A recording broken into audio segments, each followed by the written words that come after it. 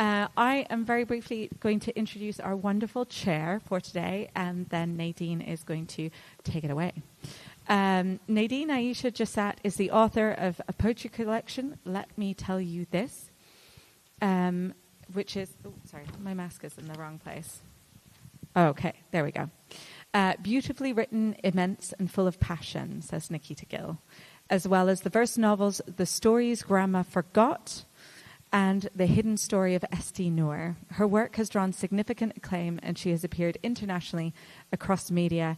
We're very thrilled to have her with us. Will you join me in welcoming Nadine and our speakers today? Thank you so much. And you did the dangerous thing of putting me in the swivel chair, because now I'm like, just all of me just wants to swivel for the next hour.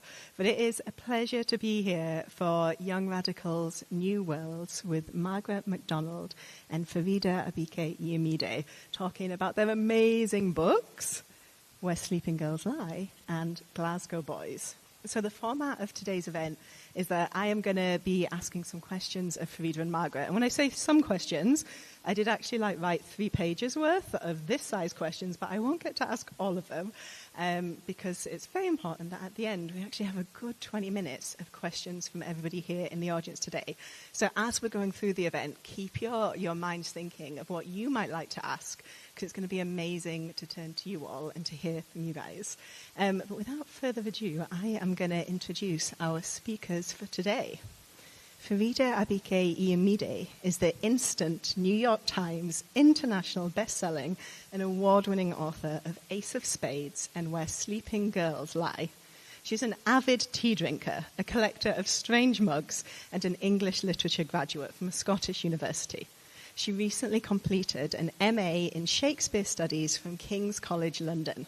In 2024, Faridah was an official World Book Day author with The Doomsday Date. She has co-authored the rom-com Four Eids and a Funeral with YA Book Prize winning author Adiba Jagadar, and has written a Marvel Spider-Verse story featuring a new character, Spider UK. When she isn't spinning dark tales, Faridah can be found examining the deeper meanings of Disney Channel original movies. And you can find out about her more online and follow her on social media at Faridah Likes Tea, which is an amazing handle, by the way. I love it. And we also have Margaret MacDonald. Margaret is a Scottish author from Glasgow. She's published in the disability-focused magazine Breath and Shadow, as well as the prose and poetry magazines Bandit Fiction, Bubble Lit, in parenthesis, and the Manifestation Station. Margaret worked for the NHS after shielding for a year, during which time she finished her Masters in English Literature from the Glasgow University with distinction.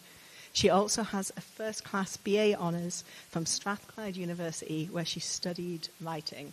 I wondered if we could give a big, warm in here, Edinburgh welcome. So I'm going to start with my first of many promised questions. I thought it would be lovely if you could give us an intro to your books, but also well giving us an intro. I love that we're under this theme of New Worlds, Young Radicals. So it'd be great to hear about, in the context of your books and today's theme, what makes them radical to you, or how you would feel they respond to the theme. They're both amazing books, by the way, and I read them both like... I was in my bed just reading them, couldn't put them down. They're fantastic. Should we start with Faridah first? Sure. Hi, everyone. I think Where Sleeping Girls Lie is best described as mean girls with murder.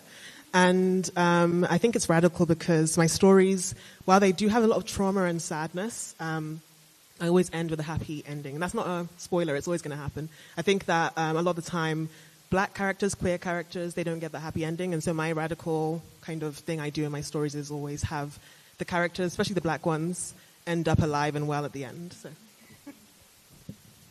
Me?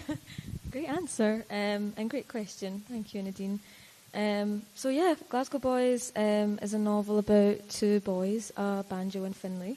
So they first met in a group care home when Banjo was 14 and Finlay was 15. And something happened, and we meet them again 3 years later. And they've sort of not spoke. They've completely separated ways. And Banjo is starting his first year at high school in East Kilbride, which is my hometown. And Finlay starting his first year at university as a student nurse. So that's sort of what Glasgow Boys is about. We follow them through their journey as they sort of reconnect. And in terms of the question, I really like the idea of like hope being sort of bound up in like this nature of like radical change, because I think that they sort of can't exist without the other. I feel as though hope is so necessary for change, and you sort of can't feel like any belief in change without this hope that things could be better. And for Glasgow Boys, obviously, Banjo and Finlay are two working class boys, and Finlay is queer. And it was really important for me to show, like, especially because they are young and because they are 17 and 18 years old and they're coming out of the queer experience as well.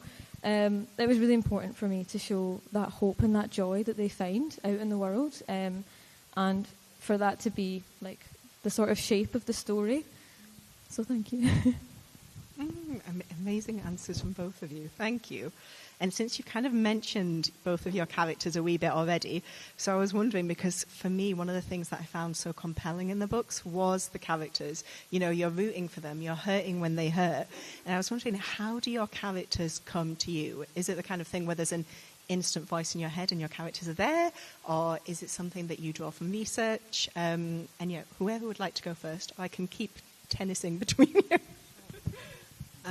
I think that with me and characters, I'm really obsessed with archetypes. And so one character I always have in my stories is a mean girl. So I think mean girls are very misunderstood and they're very interesting psychologically.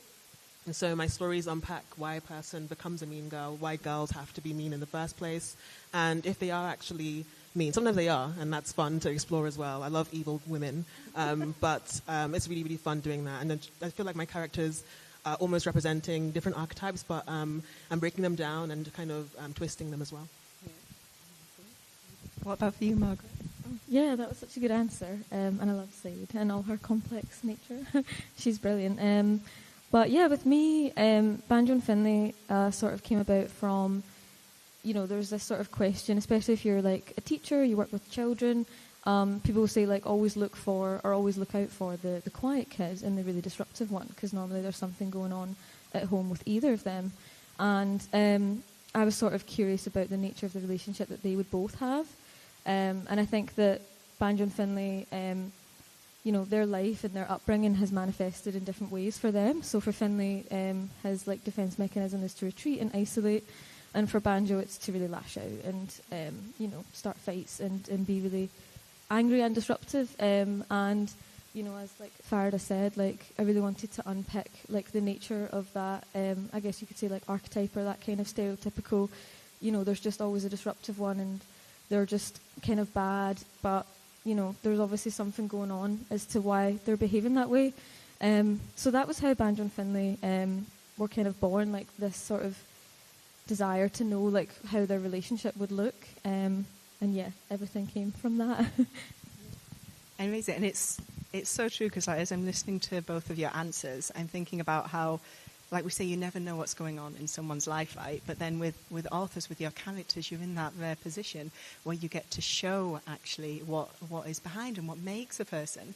But in both of your books, there's this, in my head I call it a dance, but this delicious dance of slow reveals. You know, I mean, with Faridah, we've got this crackingly plotted mystery where you have this slow reveal of clues to what really happened. And similarly with Glasgow Boys, at the start, you don't know necessarily how everybody relates to each other.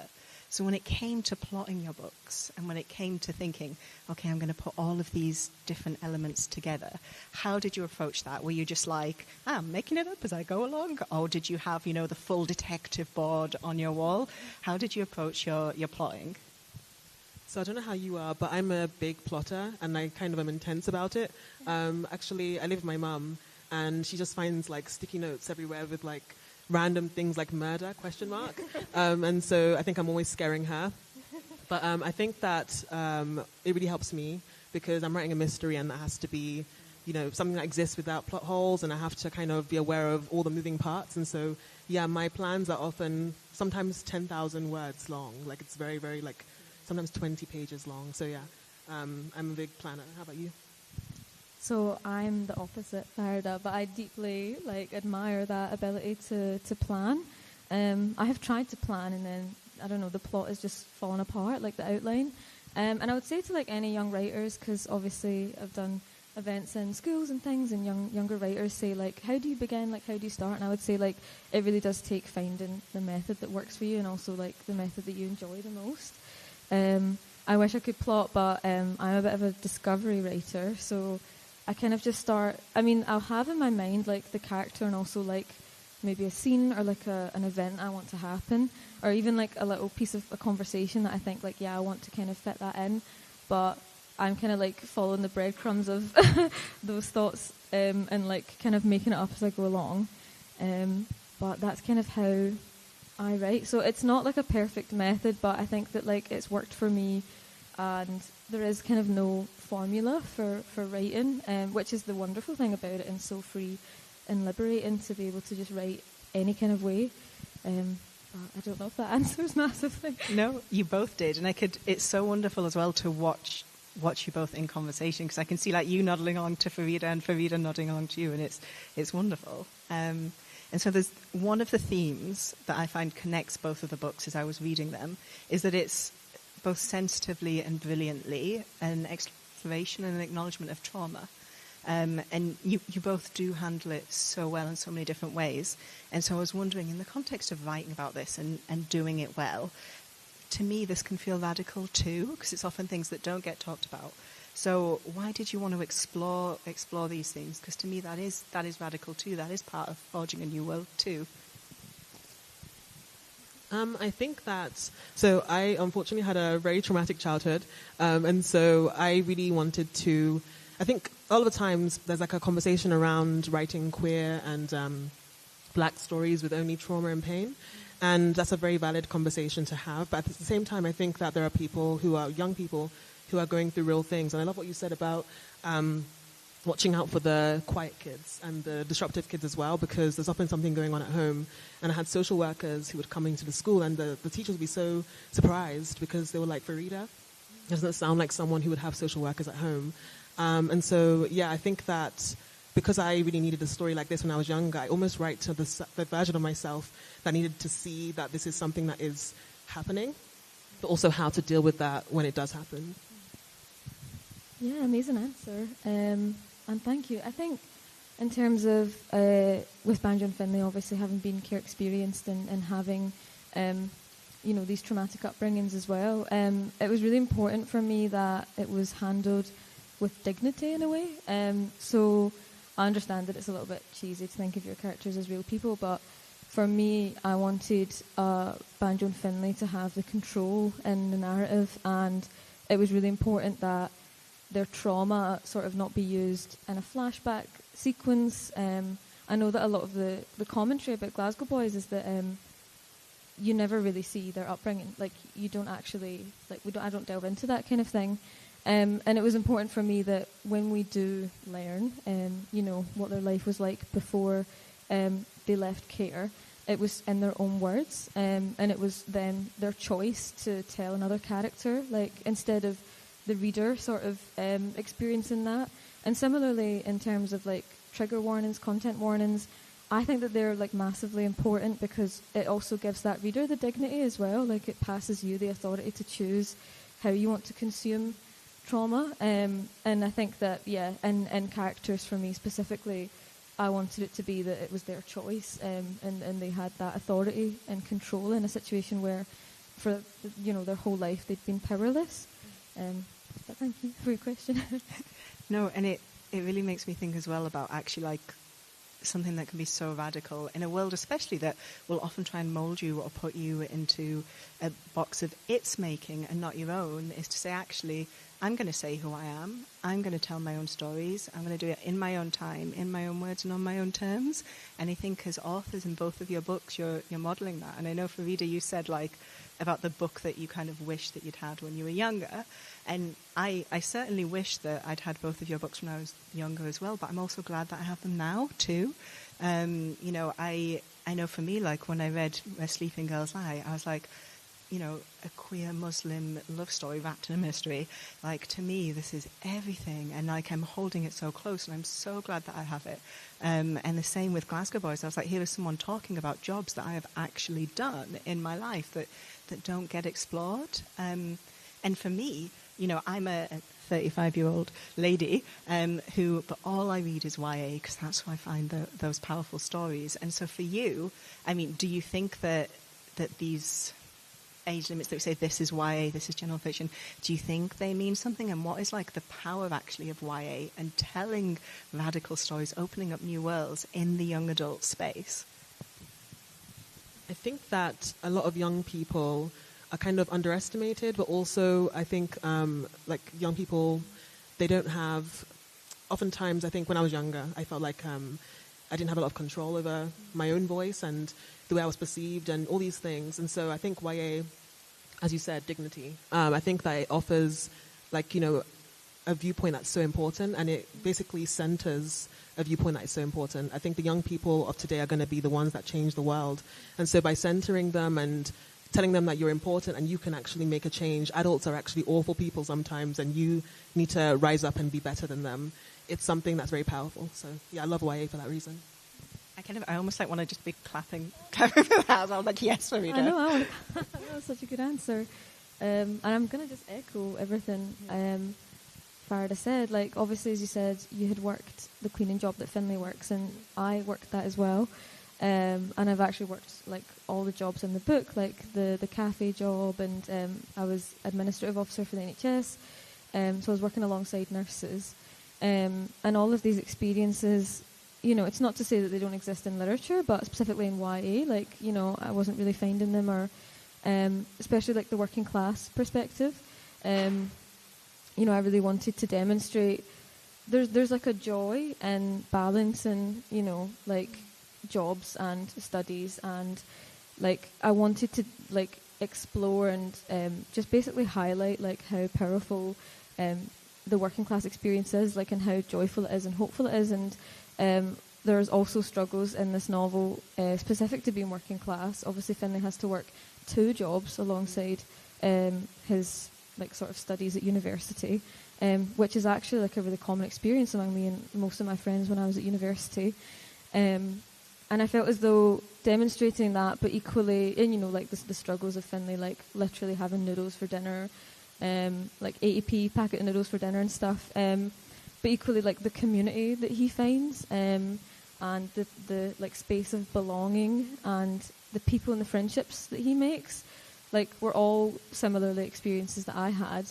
Like, it's not to say that it's not really difficult working like a 9-to-5 minimum wage job. It really is. But it's also so eye-opening, and like it broadens your worldview, and it broadens you as a person. Like, it's really character building. I wanted to, like balance those two things. But it was difficult because I didn't want it to come across as overtly positive, but equally didn't want it to come across as really bleak, and how difficult it is to be working class. So it was quite difficult. But I hope I did it justice. Just to add to that, actually, I really felt seen for that reason, and almost too seen, because I went to university in Aberdeen, and I didn't really understand class until I got to university. And that's because I came from a very working class place in Croydon, in London, in Croydon, which is very diverse. And in Aberdeen, I got there, and obviously the diversity was not the same. And so, number one, on a race level, that was very, very surprising. But then also, the classism, I didn't realize until I got to university, why so many working class people aren't able to have access to university. And, having friends who all came from private school, and I had never met people that went to private school before, and just having that weird experience of you having to work and you having to basically be on like, these scholarships and grants and stuff, and people not really understanding that, and then just like having noodles for dinner as well. Yeah, basically I think that it was really important to see that. I think I would have really loved that if I was the 18-year-old version of myself, even more. Yeah. Oh, thank you, Faridah. But yeah, I guess that, just to add on, like, potentially me and Faridah's books as well, like, is so important for young people to see that for that very reason, like, it like opens up your world to the idea that you can go to university, and that it's possible for you to achieve these things that you might not have even been introduced to. Like, I'm lucky enough that I have 2 siblings that went to university before me, but I was coming like from obviously East Kilbride, like a small Scottish high school, where like it wasn't massively going to be the norm, and most people were having to like go into work, and access to higher education is something that I think both our books kind of touch on for working class people as well? No, absolutely. And like both of what you're saying resonates with me as well, because so I also went to university and I worked every Saturday and Sunday in a bookshop, which was wonderful, but I was like, I have to work, because otherwise who is going to pay for this stuff if I don't work? And it was just this real sense that, like, you know, they say that every student has the same amount of time to complete their assignments, but they don't, because I was 2 days of my week were doing something else. And it can be incredibly... this sense of being on your own, and then when there's books like yours, it's suddenly like this hand of validation and this hand of permission that's actually like, you know, actually I'm really strong in this, you know, and what I'm doing, there's others who are like me who've got my back, and it makes you less lonely. And I think that in your books, when your characters go through all the twists and turns that they do, you've given them small gifts of the people who make them less lonely. You've given them friendships. You've given them soft and gentle things, sometimes literally with a soft and gentle guinea pig, who I really loved. So why was friendship and those gentle moments in your books so important? Because that too is radical, actually, I think. I think that, you know, I really love exploring friendship, because I think friends, especially in the YA space, romance is often like something that is, like, a lot of importance is placed on, and a lot of people don't actually have romances at that age. Actually, friendships are oftentimes the most important relationships you have when you're young. And I went to an all-girls school, and there was a lot of romance, obviously. Like, that was a very, very, like, chaotic environment. But there was mostly just, like, friendship. And, you know, I think friendship breakups actually probably are the things that, like, destroy you the most in life as well. So I really think friendship is so important. And I have a very radical opinion of how important friendship should be. So, yeah, my books always focus on kind of found family and people who are from different, like, walks of life coming together and forming a community. I think that in order to, you know, change the world, or to basically build these, like, you know, these environments that people can thrive in, there needs to be community, and there needs to be, you know, just supportiveness for everyone around you. And yeah, I love having guinea pigs and random animals. My first book had a cat named Bullshit in it. And I always have an animal in my books. I don't know why. I'm scared of animals in real life. So I think I'm just kind of like living out a fantasy in my stories. So yeah. Yeah, I mean, I'm going to echo everything that Faridah said. Sorry, my brain has gone blank. No, don't worry. Can you repeat the question so that I nail it right? Now my own brain is going blank to my own question. No, I was like, listening to you, I forgot the question. I was asking about so friendship in the books, but also the soft and gentle moments. And because, like you do in Glasgow Boys, there are some moments that are pure poetry, and I'm like, I don't want to say them because I don't want to, like, give spoilers if nobody's read, but that there's a real gentleness, and I'm picturing there's a scene in a kitchen. You know the scene I'm talking about, and there's so much gentleness in that it's soothing. So yeah, about friendship, but also those soft moments in the book too. Yeah, great question. Now that I remember it, and friendship for me was really important in Glasgow Boys for a sort of number of reasons, but obviously for Banjo and Finlay, it really is the sort of only connection that they have at the time in their life that when they meet is virtually the worst time in their life. And in a way, like, it's quite sort of poignant or bittersweet that the worst moment of their life is also the time that they meet and form, like, this lasting connection with one another. And similarly for Banjo and Finlay, I just knew in my heart of hearts that they would never open up to sort of other people, even in a romantic sense, without that foundation of friendship first. And I feel as though friendship in a romantic or platonic sense is just, crucial and vital as the foundation of any relationship. You know, that, like, respect and that, empathy and connection for one another. And yeah, I just knew that Banjo and Finlay, because Finlay is so inward and so closed off. Obviously, he develops this relationship with Akash, who knew him in primary school before he was in care. But I think in a lot of ways that's after he's been, like, pulled out of his shell by his friends and his co-workers and, his teachers and everyone who's, like, sort of guiding him along to try and help him sort of move forward in life. So it was really important for me. And then similarly with Banjo, he forms this relationship with Lena, but he also has people at the school, like his coach, and he has, like, his sort of manager at his cafe job. who are all like in a weird way, like occupy that space of like friendship in different ways, I guess, or like platonic connection. No, absolutely. And I think it's making me wonder, and this isn't a question I'd said I was going to ask you guys, but it's not a scary one. It's okay. It's making me wonder as well. Sort of it's our friends, the people who have our backs, the people who champion us, who help us be able to do the joyful and the difficult things that we do. And that can be a huge community, or it can even be a community of two, but it's the people who get you through. And so for you, who are, whether it's a fictional character or people in your real life, who are your champions? Who are the people, or again, like it could be fictional, that help motivate you and keep you going to do what you need to do? I think my mum is a big one. She's very, very supportive, and obviously she's like, I grew up basically not thinking I could be a writer because I come from a working class background, and my mum struggled a lot, and so I thought being a writer was almost asking to struggle again.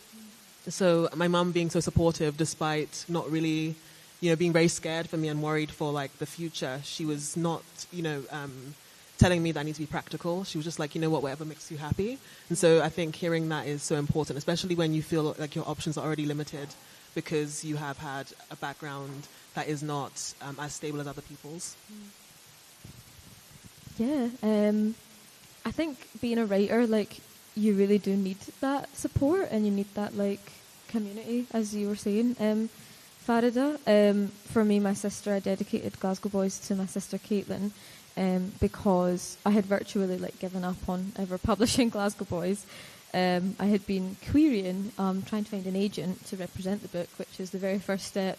Not even trying to find a publisher, for about a year, and I was getting nowhere. And I hadn't actually let my sister or anyone actually read any of my books. And my sister was like, I can tell this really means a lot to you. Like, let me give it a read. Maybe I can help. And she read it in one night and loved it, and just said, Margaret, you really have to pursue this. Like, and I think as well, like my sister, I'll like give Caitlin a book and be like, can you tell me if this is good? I'll be like, I don't know. She's like my like quality standard assurer, if you would call it that. So just to hear that really meant the absolute world, because I know that Caitlin, she's just a huge reader like me, and we grew up reading together in a way. And I think when you hear that from someone who you so admire as well, like my sister really is my role model. And as you were saying about like your mum, like it means even more potentially than like, obviously it's so wonderful to connect to other readers. But when it's somebody who, you're so close to, I think it's really vital. But obviously I think if they love you, then they would probably support you anyway. But even just, like having that like assurance or that like encouragement, like keep going. And I don't think I would have been able to do it without that. And both of your answers make me think as well about the, 'cause when you were talking about your mum, for example, I was thinking back to Margaret's answer about hope and belief, and that you have someone in you who's like, I'm gonna believe this for you as well, and holds this for you. Because it is, especially, I can remember being young and thinking, but nobody actually is a writer. Like it's a thing that someone must do because there are books, but nobody actually gets to be a writer, and then you were all proving that wrong, and proving that wrong for another generation. But what were the books then that you read? Could have been when you were younger, it could have been at any point, that made you think, you know what, I am, or I want to be a writer. What were those books? Or it might have even been something else. Actually, it was an announcement of a book, not even the reading of it, which was Tomi Adeyemi's fantasy debut, which was Children of Blood and Bone. I think seeing her name, a very Nigerian name, because when you're a person of color, publishing is not that diverse, and so you don't even really see yourself as someone that could have a job if you can't see people having that job. And so seeing someone with a very Nigerian name, I was like, it just kind of clicked for me. I was like, I'm already writing, but actually you can actually have a publishing deal. So that was a big deal. Obviously, I also read Mallory Blackman growing up, which was so life-changing. And David Levithan, who wrote so many queer books. Because before, the YA section in bookshops was so small. And his books would always be there, and I was just obsessed with them, and they would be so openly queer. I think those two for sure. Yeah, great answer. I'm going to say a similar thing in terms of, I realised that I could write about Scotland, specifically Glasgow, by Douglas Stewart. Douglas Stewart's novels are phenomenal, and I think that they capture like the real essence and the heart of Glasgow for a lot of Glaswegians, and to see ourselves like represented in that way, like our working class experiences, and also our Scots language was massively important for me. Definitely there's like such a wealth of Scottish literature that's incredible, but in my high school we didn't really massively study. I know that there's train spotting and things which I picked up in later years, but we weren't actually taught Scots as a language or a dialect. We weren't even really like shown Scotland on the page in school. And when I went on to study English literature, it was like American or English set in England.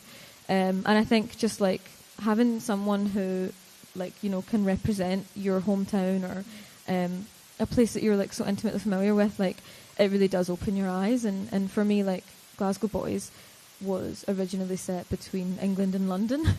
So like Finlay went away to London, which is mad now to think about it. I don't think he'd survive.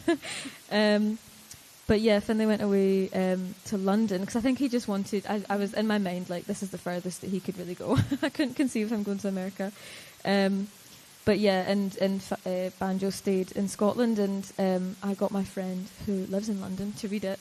She was like, Margaret, you need to fix this.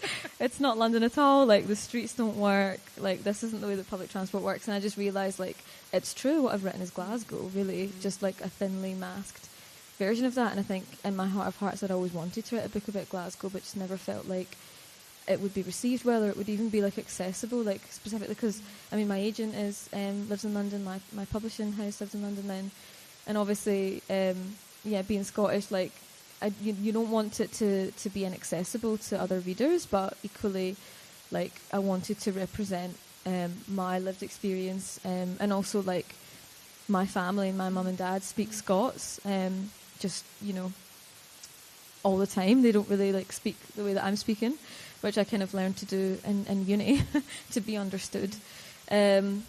So it's just, like, I really wanted to have at least one character, or, like, at least like show the diversity of experiences in Scotland. Obviously not just entirely Scots speakers. Like we have a beautiful multicultural world in Glasgow. But I at least wanted to represent them on the page as well. And it feels like both of you have kind of, I don't know if full circle is the word, but it's more like the doors that were opened for you, you're now opening more doors, and that's going to keep going. And especially, Margaret, you gave the example of starting writing it in London because maybe, you thought, oh, that's where it should be, and then being actually, no, I'm going to reclaim that and write it in Glasgow. And every time both of you do something like that, it then gives encouragement to another young reader to think, you know what, then I can write about my centre, and where I want to be. And so another question I have for you, and I'm only going to ask a couple more in about 5 minutes. We're going to come over to the audience, so get thinking of yours questions. But one of the ones that I have for you, sorry, it's at the bottom of my page, that's why I'm like, is, so I'm also really conscious that, well, I am like, yes, I need this book. We're also within a climate where we're seeing things like in America, like the book banning and things like this. So I'm wondering, how do you navigate knowing that there's this resistance out there when ultimately your stories are a vital presence? And if it helps you in navigating, just like take a mental screenshot of me being like, your stories are amazing, if that will help. But also if you have any tips to other writers who are challenging the status quo and might know that some of this resistance is out there. So what would your tips be to other writers, and how do you navigate this environment? So my book's actually published in America, and it's also banned in America too. And so I found out online, so obviously I'm not American. A librarian was tagging me and saying that she's fighting for it to be in the school. I think it's banned specifically in Florida and Texas. And it's for the queer themes and the race themes, and just generally diversity is something that can get your book banned. And so that was very heartbreaking to hear. And there's a lot of librarians out there, really lovely librarians, who are risking their jobs to basically keep these books in schools. And so on one hand, it's lovely hearing that there are people that care that much, but it is quite disheartening when you find out that, your book is being removed from the access of people. Like, people that need it desperately aren't going to have it because parents believe, or adults believe that children shouldn't be represented. That's really heartbreaking. But I think what keeps me going is meeting readers and seeing how my book has impacted people. I was in America earlier this year for a tour, and I went to a weird place that's like, it's not weird, it's just people were like warning me against it. It's called Utah, and there's a lot of Mormons there. And I loved it there. And one of the reasons I loved it was I met a reader, and Utah's not very diverse. It reminded me a lot of Scotland, actually. Very cold and very white. But I met a reader there who was black. She's adopted into a white family. And she came with her mum, and she said that she wrote her college essay to get into university and get a scholarship on my book. And it changed her life, and she got a scholarship to go to university. So I think knowing that regardless of what you do, books are so important and they can have a real impact. So I think my tip for any writers scared of basically writing those stories that might get banned is to know that they are desperately needed regardless of, any people trying to censor it. So it's always going to be there. It's always going to change people's lives. I think they can't ban stories. Stories have been around since the beginning of time. So actually, I'm going to write that in my things, but they can't ban stories, Spot on, yeah. Yeah, amazing answer. I'm just going to say exactly the same thing. Honestly, meeting readers, specifically younger readers, teenagers, that when I was writing as a teenager, never conceived of ever publishing it. Meeting them and being told I'm an inspiration to them, you hold it forever and ever. I met a younger reader yesterday. I was on a podcast for the South Lanarkshire youth group. They were called the Young Reporters, and they were just so sweet. It was 6 girls. They just all come together to do this after school, and just that level of innovation or that desire to, I don't know, broaden their horizon and do things outside of school as well was so wonderful to see. To me, we didn't have when I was growing up in high school, we didn't have any author visits. I think that our school newspaper started the year that I was leaving, in 6th year. But before that, we didn't have any creative writing classes. Yeah, it was just something. It was fan fiction or nothing when I was growing up. I had nowhere to write, and I didn't have any people to talk to about it. So I think knowing that my book exists as this sort of pinnacle or role model for other people, as sort of insane as that sounds to me, it absolutely galvanizes me to keep writing the books that I am, and to know that obviously, as I said, the Young Reporters, they were from South Lanarkshire, which is they were in Lanark. It's near East Kilbride. It's actually 40 minutes out, but Scotland's a bit odd. To know that they were so close to my experience in my hometown and my lived upbringing and everything like that, and that I had inspired them because of that proximity, because they could totally relate and totally see how it was possible, for someone like them, was just wonderful. And as Faridah said, it just totally galvanizes you to keep going. Honestly, amazing answers from you both. And I would love to keep going with my many, many pages of questions. And I'm going to ask one quick one, and then we're coming over to you. So, get your questions ready. And Myrie's going to be coming around with or Mo's going to be coming around with a microphone in just 1 second. So my last question for you is, and hopefully one that people are going to like, if you had one piece of advice for young writers, or indeed you can do more than one because we like being radical and throwing out the rules, what would it be? I think to finish something, because I think oftentimes you kind of have so many ideas and you want to write them, but writing a book is obviously hard. But I think finishing something psychologically lets you know that you can do it again. And so even if it's bad, I always say aim to make your first thing you ever write bad, actually. Try and forget perfection and actually actively try and write a bad story, because then you're not thinking, I need to go back and perfect this. And so if you finish it and you're actually, I don't like this story, it's still something worthwhile because you've finished something, and that's so important. But if you do like it and you want to edit it, then you're learning again how to be a published writer because you have to edit so many times. So yeah, finish something. Yeah, nice. Amazing advice. I think that I definitely use that advice every day when I'm writing. Just finish it. Literally don't think, because I'm someone who virtually can't look at my work while it's in progress. And because I studied creative writing, I have a lot of friends who write completely differently to me, and one of my friends edits as she goes, and I just can't. I'm that's just mad to me.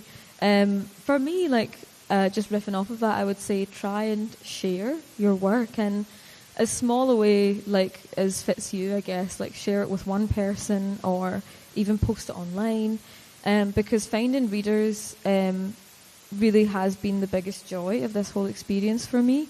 And writing is a very like solitary sport, and obviously you can co-write things, but oftentimes you'll do it alone, and it can sometimes feel, especially when you're in the drafting process, like, I don't know, is this worth it? Is this even important? Is this saying something?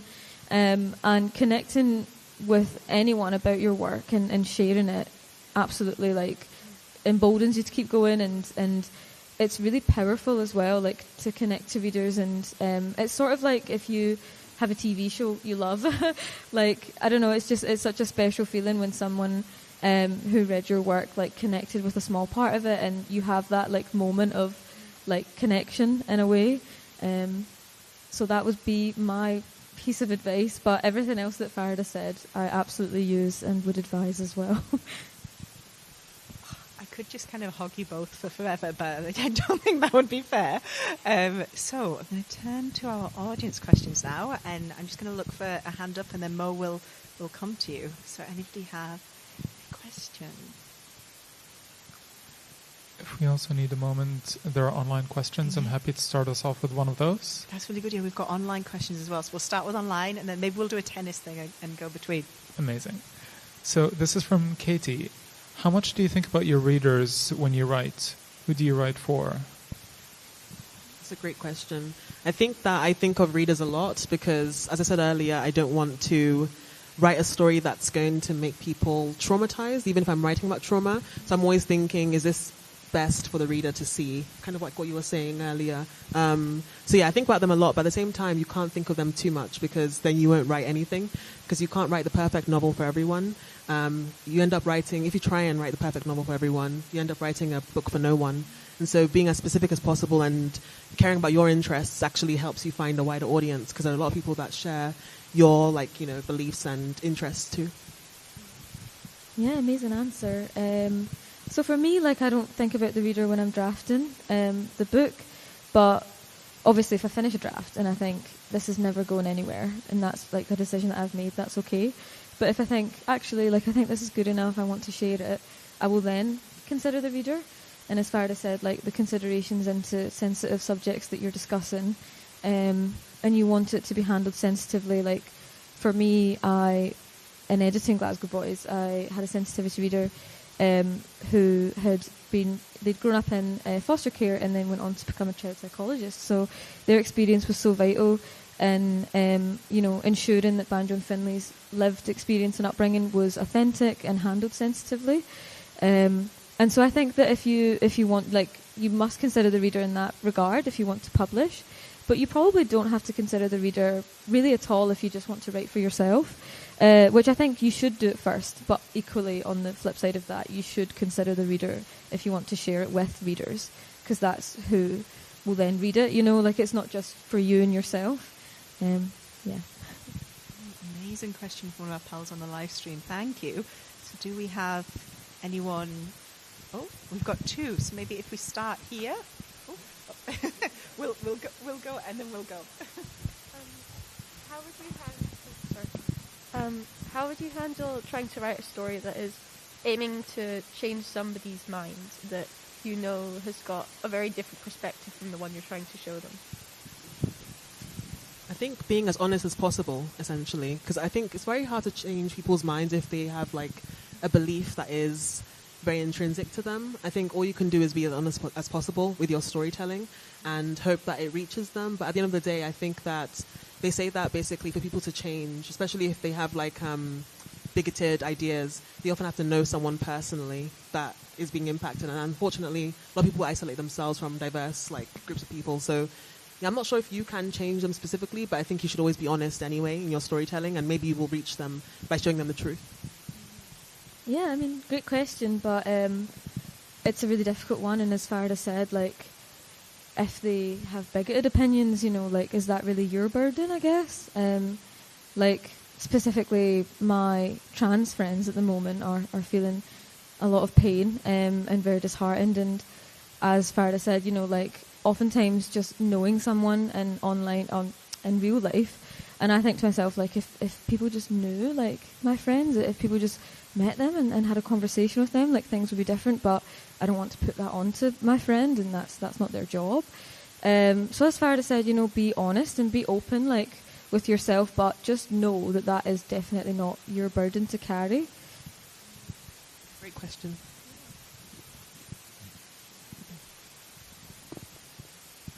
Hi. So I've already heard you guys like talk about this, but personally, I love found family. But do you love it, and do you love like putting it in your stories? Sorry, could you repeat that? Actually, sorry, I think it was a bit quiet. I personally love found family, and I was wondering if you guys love it reading it or putting it in your stories, or both. It's a great question. It's about found family, and if you like to read it and like write it. Is that kind of the question? Yeah. Yeah, I love found family. I think that it might be my favorite trope because I think I love community and I love seeing people come together, especially after a really difficult time. And I always have that trope in my stories. I think it's something that I'm probably going to always have in my stories because I just think it's nice choosing your family, because oftentimes you don't get to choose who you grow up with. And sometimes you grow up with really awful people. I grew up with a single mother and I didn't have a good father. So I didn't get to choose a good parent. But I still have created community of friends and people I look up to that have made up for that. And so, yeah, basically giving yourself permission to form those bonds and know that it's as strong as family, blood relations. People you choose are just as valid, basically. Yeah, amazing question and answer. Obviously in Glasgow Boys there is a direct quote, family is who I allow it to be. And that's from Finlay, and that is obviously because his actual biological family have not been there for him and have, not supported him in that way. And I do think that it was vital that obviously Finlay got out into the world and experienced that in a way that, as I said before and touched on before, gave him the authority and gave him the control in that situation.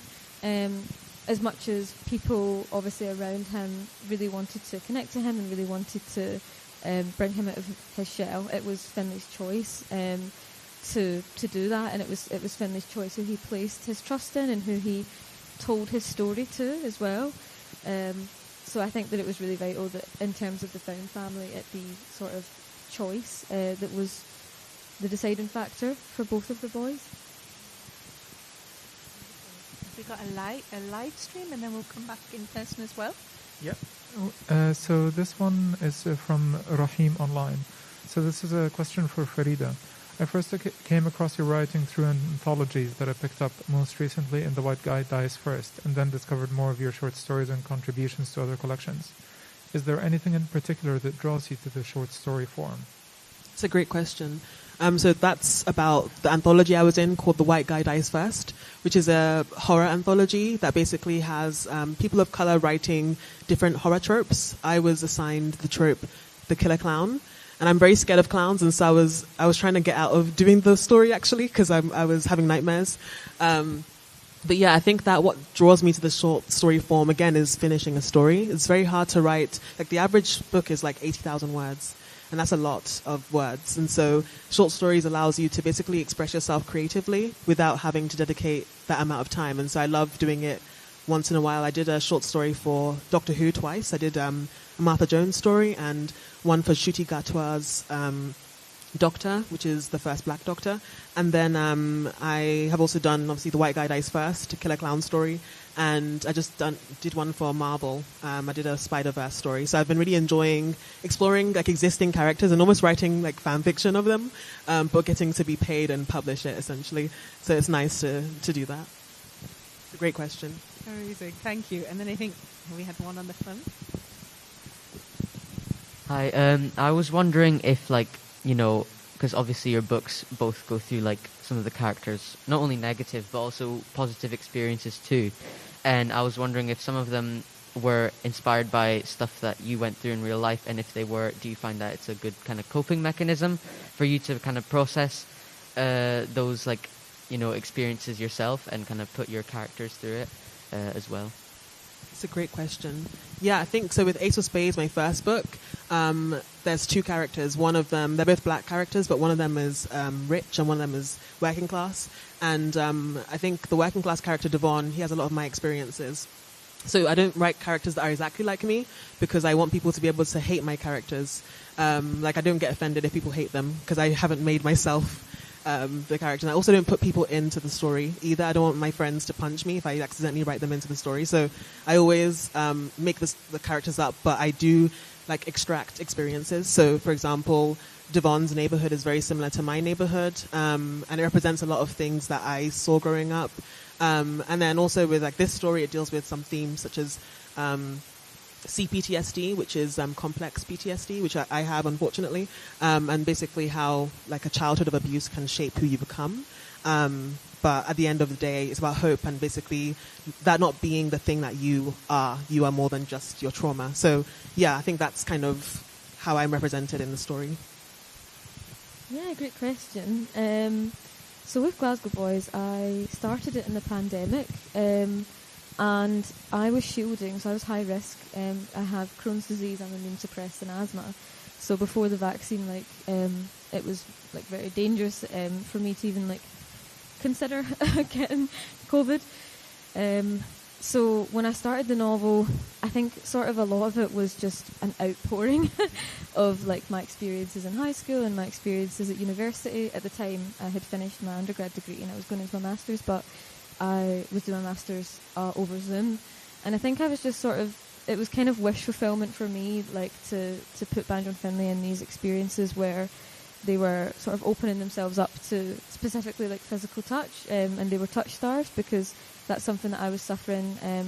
I was 5 weeks alone in my bedroom, which sounds mad. Sounds like I was kidnapped or something. But yeah, like I had to basically get my sister to bring me up food in a tray, like sanitized, and like slide it through a door. Like literally didn't touch anyone or hug anyone for 5 weeks, which like made me develop this touch starvation, and it was a really disorientating and disassociative feeling.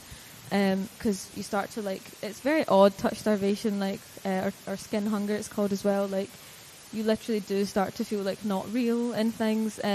So while I was working through that, I was like, this was an amazing outlet for me to write characters who were going through what I was going through, touch starvation, and having these moments of connection, and like just something as simple as a hug, which at the time, obviously, I can say it was 5 weeks, but while I was going through it, I was like, is this the world now? Is it ever going to end? And I think that was an experience for a lot of people. So when I left the pandemic, I went on to work with the NHS. I was a vaccine assistant, and then I worked as an NHS admin officer. And working alongside nurses and having those experiences as well made me want to put, the healthcare system in the book, especially because it had like literally saved my life when I was 19. I had the bowel operation that my character Alina has. So my operation, I had a few complications. So I was in the high dependency unit as well for a couple of weeks. I've kind of blacked it out now, but yeah, I gave Alina that experience. And also, like when I was 19, I was absolutely terrified to have an operation for a lot of different reasons, but also the way that it would like change my body. And how I would look, and the recovery process was so intense. I couldn't even like straighten my spine for a long time because when they cut the muscles of your stomach, like you can't straighten your back. It's mad. This is all getting very dark. Sorry, but yeah, essentially, like I thought, you know what, I want to have a character who goes through this experience. And she is 17, so Elena was a little bit younger than me when she has her bowel operation. But I thought I wanted Elena to really own it, and like she's really like almost proud of having gone through this operation, and sees it as a huge part of her strength. Because I think if I was younger, like, I was like really riddled with anxiety and everything about it. Reading that on the page would have meant a lot to me as well. So I definitely poured like so much of myself into Glasgow Boys, and it was a great coping mechanism. And now, obviously, in retrospect, it's been really great to see that readers have connected with it who have Crohn's, who worked in the healthcare system, and have had experiences. I mean, as you said, Nadine, like you worked the same job as me and things. Like it's just been really wonderful to connect people that way. Sorry, that was really long. I'm like I know you don't say no sorries, but also no sorries, because everything you said was really vital. And thank you, both of you, for sharing what you do share with yourselves, because you don't have to, and it is a generosity. So thank you, both of you, for sharing it. I think on my magic timekeeping watch, I've got, I'm going to say 4 minutes, which in my head, that's 2 questions maybe, 1 or 2. So we're going to come to our, do you think we can get 1 from the live stream, 1 in person, or am I going to be known as the chair with the terrible timekeeping if we do? I think we can do 1 in person. 1 in person? Yeah, okay, thanks, Mo. If we got 1 in person. Oh, I'm going to try this. You said that you wrote a story for Martha Jones in Doctor Who, and I've often read that many people believe that the show didn't utilize Martha Jones' personality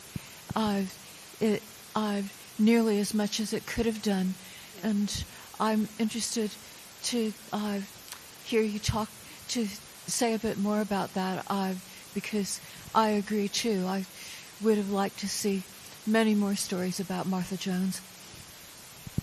So if everyone's not aware of who Martha Jones is, she was, I guess, technically the first black companion of Doctor Who. There is it's debatable because there was a previous person who wasn't officially one at first. But she's an incredible character. She's a doctor, and she accompanies David Tennant's Doctor in his journey as the Doctor. And a lot of people say that she wasn't utilized, and actually her character was almost offensive because, it's the first black character playing a companion, and she was not used properly. So, actually when I was writing it, I had that really big responsibility to basically give her more background than just being someone who's just in love with the Doctor and has no other, characteristics. I really love her character, and I think, more could have been done with her. So I felt very lucky to be able to add to her story, and I hope that more stories can come about with her, because I think she's so incredible and so smart and a really good role model for young girls who want to see a doctor, an actual doctor, being in that role. So thanks for your question. And Mo, I feel like I've got 1 minute on my watch, and I know there was a young person on the front row who had a question.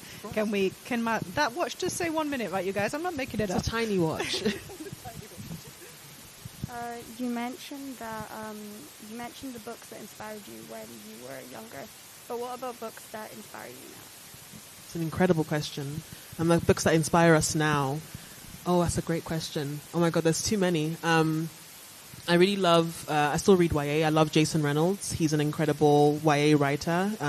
He writes a lot for black boys specifically, and I think that's such an important thing to do.